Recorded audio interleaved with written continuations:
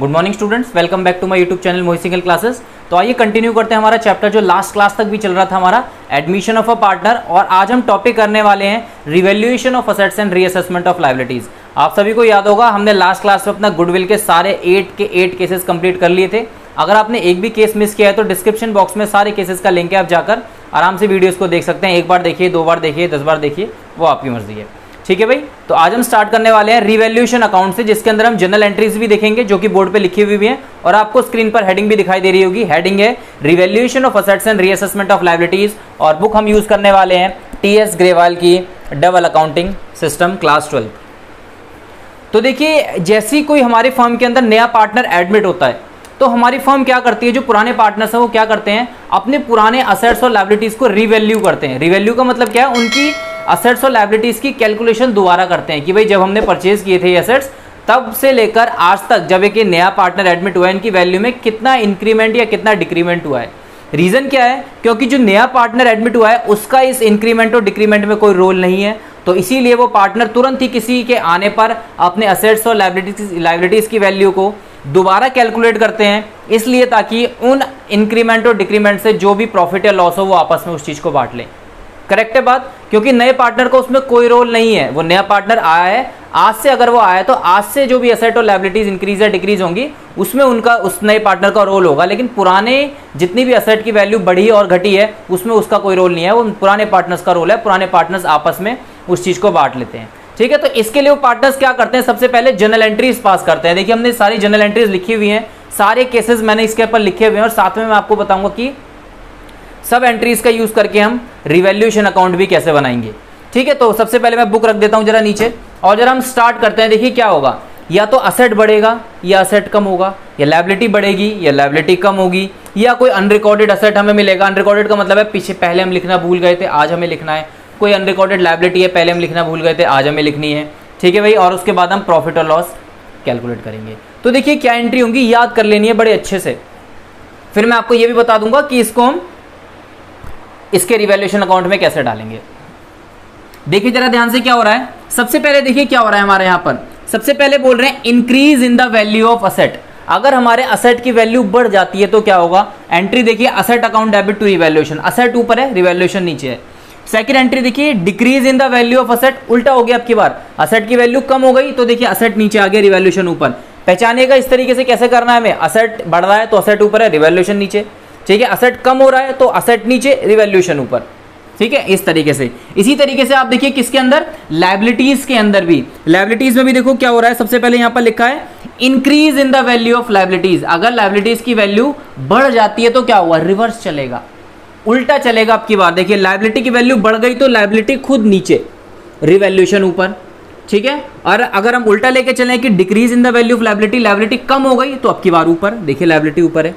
ठीक है, तो ये बात आपको बिल्कुल दिमाग में डाल लेनी है। असेट्स और लायबिलिटीज के केस में असेट सीधे चलते हैं, लायबिलिटीज उल्टी चलती हैं। असेट बढ़ेगा तो ऊपर, कम होगा तो नीचे। क्लियर है। लायबिलिटी के केस में क्या करेंगे, लायबिलिटी बढ़ेगी तो नीचे और घटेगी तो ऊपर। इस तरीके से हमें देख के चलना है, ये चारों एंट्रीज आपको आसानी से लर्न हो जाएंगी। उसके बाद देखिए क्या होगा हमारा इसके अंदर, फॉर अनरिकॉर्डेड असेट। ठीक है भाई, अनरिकॉर्डेड असेट यानी कि कोई ऐसा असेट था जो पहले नहीं था हमारे पास और अब हमें वो मिल गया, तो एक तरीके से असेट बढ़ी तो रहा है, तो देखिए हमने बढ़ने वाली एंट्री करी है, asset account debit to revaluation, asset बढ़ गया।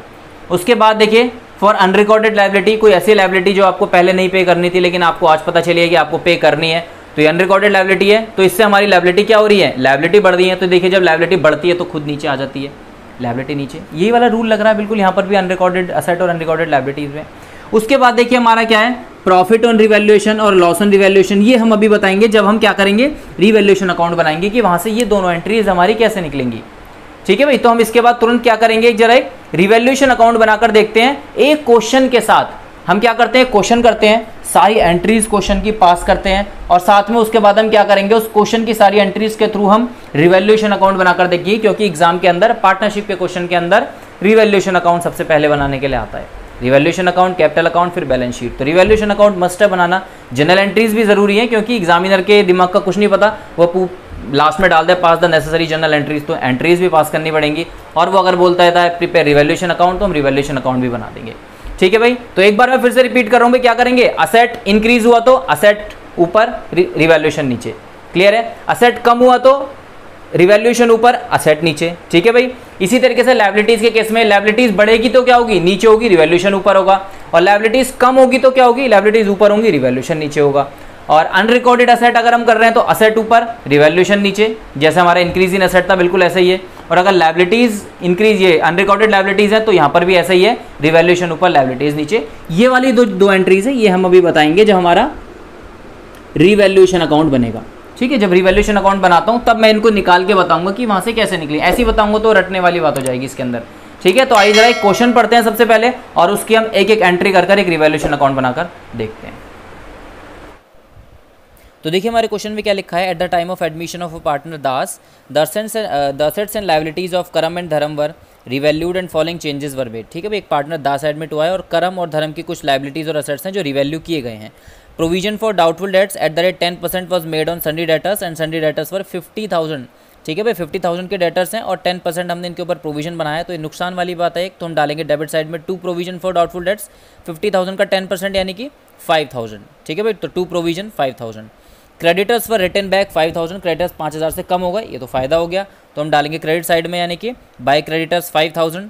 फिर आता है हमारा building was appreciated by 20%, book value of the building was 2 lakh, तो बिल्डिंग जो हमारी क्या हो गई है 20% से बढ़ गई है, ये भी बेनिफिट है। तो बाय बिल्डिंग करेंगे हम और 2 लाख का हम क्या निकाल देंगे 20%, यानी कि कितना आएगा ये 40,000, तो बाय बिल्डिंग 40,000।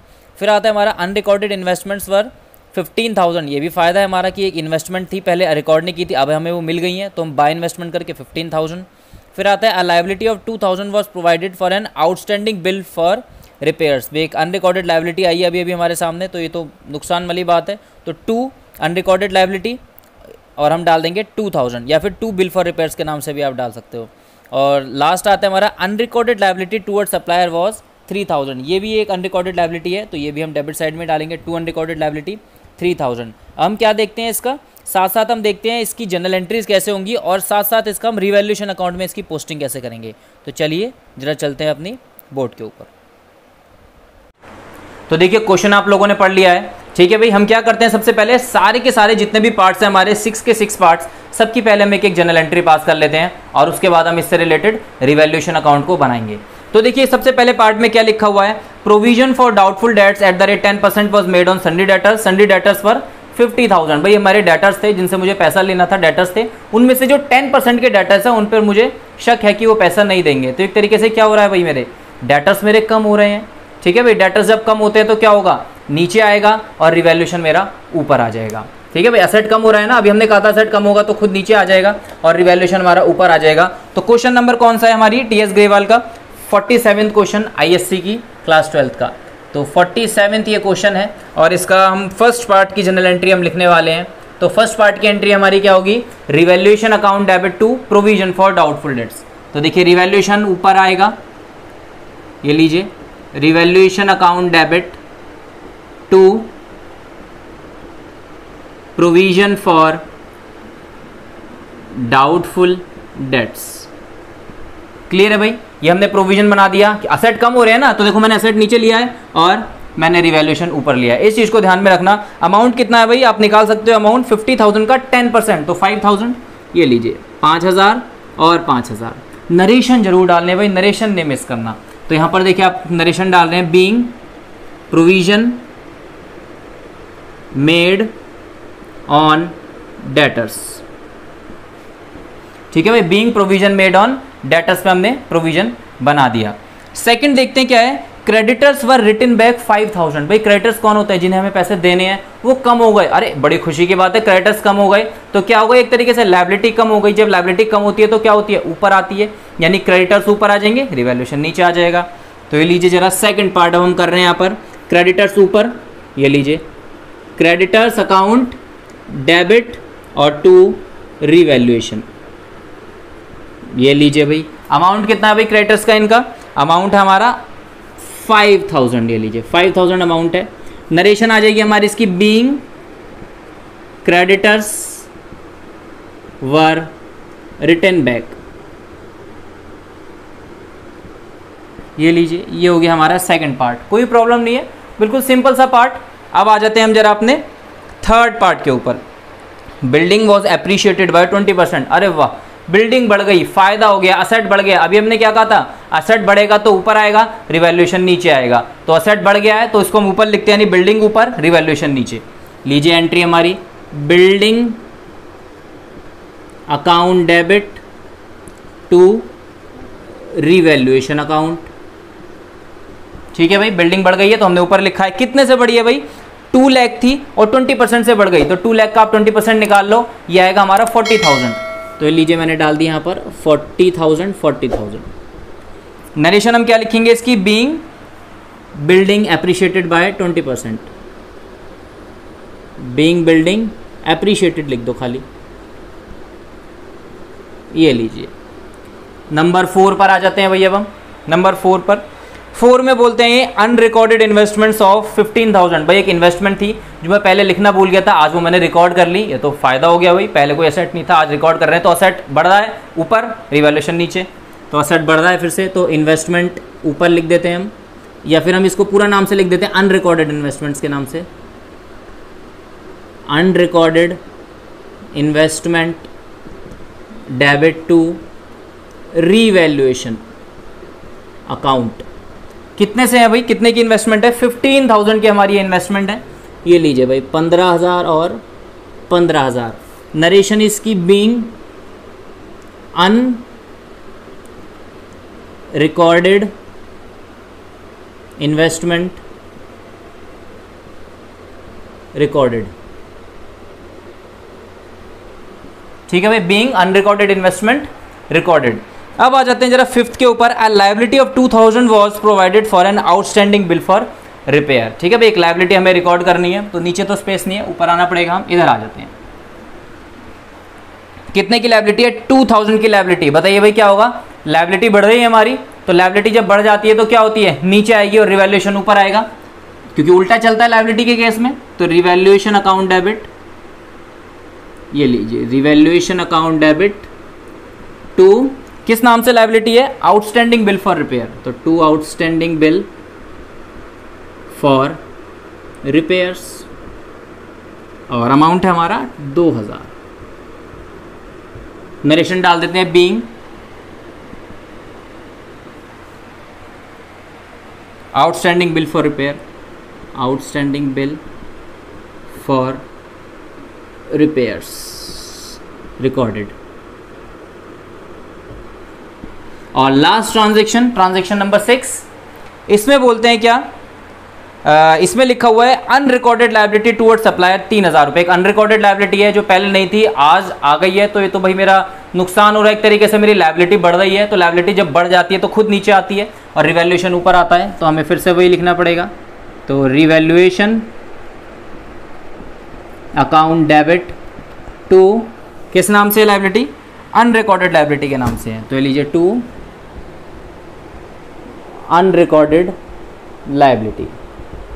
कितने से है भाई, बुक में हमारी में लिखा हुआ है 3,000 से।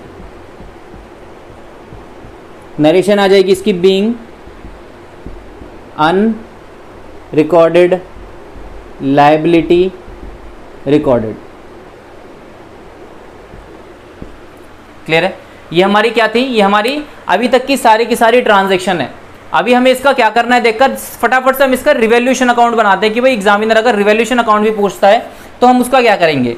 तो क्या करते हैं बेटा, नीचे ही हम बना लेते हैं एक रिवैल्यूएशन अकाउंट का फॉर्मेट, ये लीजिए। और फिर मैं आपको बताता हूँ कितना आसान है, जिसने जनरल एंट्री सीख ली उसके लिए रिवैल्यूएशन अकाउंट बनाना। रिवैल्यूएशन अकाउंट, देखिए रिवैल्यूएशन अकाउंट में हम क्या करेंगे, ये लीजिए यहाँ पर भी हम बना लेते हैं अमाउंट, पर्टिकुलर, अमाउंट और पर्टिकुलर। ठीक है, देखिए रिवैल्यूएशन अकाउंट का एक रूल है, क्या रूल है, इस तरफ जो हम सारा फायदा रिकॉर्ड करते हैं, कितना भी हमें बेनिफिट हुआ है असेट्स और लायबिलिटीज में, सारा बेनिफिट इस तरफ, कोई भी नुकसान हुआ है तो सारा का सारा लॉसेस इस तरफ। बस आप दिमाग में इस चीज़ को डाल दीजिए, इस तरफ हम सारे गेन्स लिखेंगे, इस तरफ हम सारे लॉसेस लिखेंगे। बस इतना आपको दिमाग में हर बार बात को रखना है। यहाँ से स्टार्ट करते हैं और यहाँ तक पहुँच जाते हैं। सबसे पहले देखो क्या हुआ था, हमारा असेट जो है कम हो गया था, तो लॉस था, इस तरफ आएगा, किस नाम से आएगा, जिस नाम से वो लॉस है। देखो रिवैल्यूएशन के अपोजिट क्या है, टू प्रोविजन, तो रिवैल्यूएशन के लेजर पोस्टिंग आती है ना, 11th क्लास में हम करते थे, बस वही करना है। जनरल के साथ पोस्टिंग करनी है। तो देखिए रिवैल्यूएशन अकाउंट डेबिट, तो हमने इधर डाल दिया to provision for doubtful debts. कितने का प्रोविजन था भाई? हमारा 5000 का, ये लीजिए 5000। सेकंड में देखो क्या हो रहा है, क्रेडिटर्स टू रिवैल्यूएशन, यानी कि रिवैल्यूएशन के अपोजिट क्या है भाई? रिवैल्यूएशन के अपोजिट है बाय क्रेडिटर्स। तो देखिए हम यहां पर डाल देंगे बाय क्रेडिटर्स। कितने के क्रेडिटर्स हैं? ये भी हमारे 5000 के, ठीक है। थर्ड में आते हैं, देखिए हमें बस ये देखना है हर बार रिवैल्यूएशन के अपोजिट क्या है, हर बार उसी को देखेंगे और हम डाल देंगे यहाँ पर। रिवैल्यूएशन के अपोजिट है बाय बिल्डिंग, तो ये देखिए यहाँ पर हम डाल देते हैं बाय बिल्डिंग। कितने किया? 40,000, ये लीजिए 40,000, ठीक है। अब आते हैं और नीचे थोड़ा सा, रिवैल्यूएशन के अपोजिट है अनरिकॉर्डेड इन्वेस्टमेंट्स, तो यहाँ पर भी हम डाल देते हैं बाय अनरिकॉर्डेड इन्वेस्टमेंट। और कितने की है हमारी ये है हमारी 15,000 की, ये लीजिए 15। ऊपर आते हैं, रिवैल्यूएशन के अपोजिट क्या है? To outstanding bill for repair, तो इस तरफ आएगा to outstanding bill for repairs. कितने का है भाई ये हमारा? 2000, ये लीजिए 2000। और लास्ट ट्रांजैक्शन रिवैल्यूएशन के अपोजिट है टू अनरिकॉर्डेड लायबिलिटी, तो यहाँ पर देखिए मैंने डाल दिया फिर से टू, यहाँ थोड़ा सा स्पेस कम है तो हम ऐसे कर लेते हैं थोड़ा सा, अनरिकॉर्डेड लायबिलिटी। कितने की है भाई? 3000 की, ये लीजिए। क्लियर है भाई? क्लोज करने का क्या तरीका है हमें? ये देखिए ये सारे प्रॉफिट वाली चीजें हैं, ये सारी लॉस वाली चीजें हैं, आप इसको टोटल कीजिए पूरे को और इसमें से आप ये वाला एरिया जो है अपना माइनस कर दीजिए। फिलहाल मेरे पास कैलकुलेटर नहीं है तो मैं मोबाइल से कर सकता हूं कैलकुलेशन। ये लीजिए मैं अपना फोन ले लेता हूं जरा, ये लीजिए फोन से जरा एक बार कैलकुलेशन हम करके देख लेते हैं। ये लीजिए फटाफट से, ये तो ऐसे ही हो जाएगा हमारा 40, 50, 55 और 60, तो ये आ गया देखिए एक साइड में हमारा 60,000 टोटल है हमारा। किस तरफ का है ये हमारा इस साइड का है। इसमें से हम ये माइनस कर देते हैं, कितना? माइनस 5,000, फिर माइनस 2,000, 60 माइनस 5,000 माइनस 2,000 और माइनस 3,000। अरे ये तो ऐसे भी हो जाता हाथ से ही, 3,000, 50,000 हमारा आंसर आ रहा है। यानी कि अब हम इसको नीचे रख देते हैं फ़ोन को। हमारा जो प्रॉफिट निकल के आ रहा है वो आ रहा है हमारा 50,000, ठीक है भाई। तो ये 50,000 हम प्रॉफिट को हम किस नाम से डालेंगे? To partners capital account. Space कम है तो मैंने ऐसे लिख दिया टू पार्टनर्स कैपिटल अकाउंट, कितना? 50,000। और इस तरफ दोनों तरफ टोटल आ जाएगा नीचे 60 और इधर भी हमारा आ जाएगा नीचे 60। विजिबल है भाई नीचे? हाँ विजिबल है, ठीक है 60, ठीक है भाई। ये हमारा तरीका रिवैल्यूएशन अकाउंट बनाने का। अब देखिए जब ये मेन क्वेश्चन होता हमारा तो इस क्वेश्चन में पार्टनर्स होते, पार्टनर जरूर होते, तब भी आपको ऐसे ही करना होता। आप टोटल करते इस तरफ का और इस तरफ का माइनस करते। सपोज कीजिए 50,000 आया हमारा, तब भी 50 आता, तो क्वेश्चन में पार्टनर्स के नाम दिए होते ए बी सी जो भी हैं, तो उन पार्टनर्स के रेशियो में इसको बांट देते हैं हम, to A capital to B capital, और जो भी ओल्ड रेशियो होता है उन ओल्ड रेशियो में, याद रखिए सिर्फ ओल्ड रेशियो के अंदर हम इस चीज को डिस्ट्रीब्यूट कर देते हैं पार्टनर्स में। सपोज कीजिए 50,000 है और ए और बी पार्टनर्स होते और दोनों का रेशियो इक्वल होता, तो दोनों को 25,000 मिल जाते। तो मैं यहाँ लिखता to A's capital account 25,000, to B's capital account 25,000 और नीचे 60।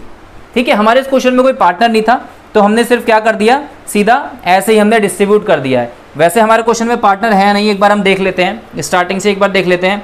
अच्छा, क्वेश्चन में लिखे हुए हैं कि करम एंड धर्म दो पार्टनर्स हैं, रेशियो नहीं लिखे तो वही बात हो गई। ठीक है, अगर हम पार्टनर के हिसाब से इसको बांटते हैं तो क्या करेंगे, यहाँ पर हम टू पार्टनर्स कैपिटल अकाउंट की जगह हम क्या लिख देंगे, टू करम और टू धर्म। अच्छा, थे इसमें पार्टनर्स, मैंने ध्यान नहीं दिया। 25 इसको मिल जाएंगे, लेकिन बात एक ही है, लेकिन पार्टनर्स है तो वही बांटने पड़ेंगे। 25,000 और ये बढ़ गए 50,000 दोनों पार्टनर्स के बीच में।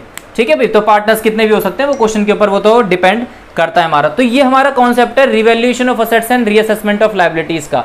आप इससे रिलेटेड क्वेश्चन कीजिएगा, आपकी बुक के अंदर बिल्कुल अवेलेबल है क्वेश्चन। और अगर कोई डाउट है तो डिस्क्रिप्शन बॉक्स के अंदर उसका आप डाउट जरूर देखिएगा और डालिएगा जरूर, कमेंट बॉक्स के अंदर आप डाउट जरूर डालिएगा कि सर इस टॉपिक के अंदर प्रॉब्लम है, तो मैं एक बार पढ़ने के बाद नेक्स्ट क्लास में उस चीज़ को कवर करने की कोशिश करूंगा। जो भी मेजॉरिटी ऑफ स्टूडेंट्स बताएंगे कि सर इस टॉपिक के अंदर हमें स्पेसिफाइड डाउट है, किसी भी एसेट्स और लायबिलिटीज़ में आपको नहीं पता चल रहा कि भाई इंक्रीज हो रही है डिक्रीज हो रही है, ठीक है, या फिर पार्टनर में बांटने में कोई डिस्ट्रीब्यूशन हो रहा है, रिवैल्यूएशन बनाने में कोई दिक्कत है, जनरल एंट्री पास करने में कोई आपको प्रॉब्लम है, तो प्लीज़ आप कमेंट बॉक्स में ज़रूर कमेंट कीजिएगा, या फिर आपको स्क्रीन के ऊपर मेरा नंबर दिखाई दे रहा है, आप व्हाट्सएप नंबर के ऊपर भी डाल सकते हैं। मैं कोशिश करूँगा नेक्स्ट वीडियो के अंदर उस चीज़ को कवर करने की। ठीक है भाई, तो वीडियो को आज बस हम यही वाइंड अप करते हैं, यही पैकअप करते हैं। वीडियो अगर आपको पसंद आई तो चैनल को जरूर सब्सक्राइब कीजिए, वीडियो को लाइक कीजिए और अपने दोस्तों के साथ ज़रूर शेयर कीजिए। Thank you very much and have a nice day.